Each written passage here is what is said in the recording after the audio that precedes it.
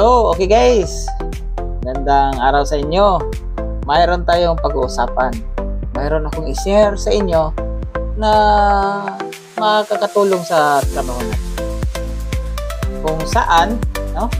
Sa dalawa, ang tamang pag-marking. Diba? So, bago yan, disclaimer muna tayo.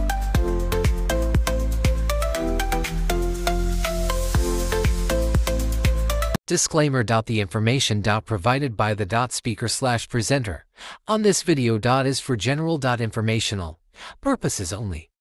All information is provided in good faith. However, he make no representation or warranty of any kind express or implied regarding the accuracy, adequacy, validity, reliability, availability, or completeness of this information.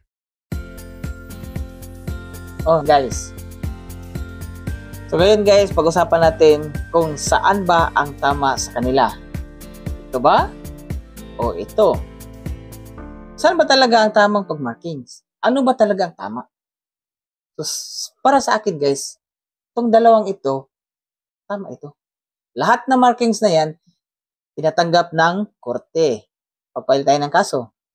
Tinatanggap yan. Pero ang problema niyan is that kung ang ebidensya ito turn over na sa forensic unit. So, i-turn over natin. Kailangan natin na i-engrave kung anong markings na nilagay natin. So, kung ito ang pipiliin natin, so i-engrave mo lahat kung anong nilagay mo.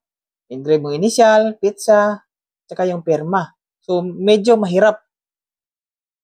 Whereas, itong isa, kung ito ang gagamitin nyo, na sample sa pagmarking ng ebidensya, mas madali.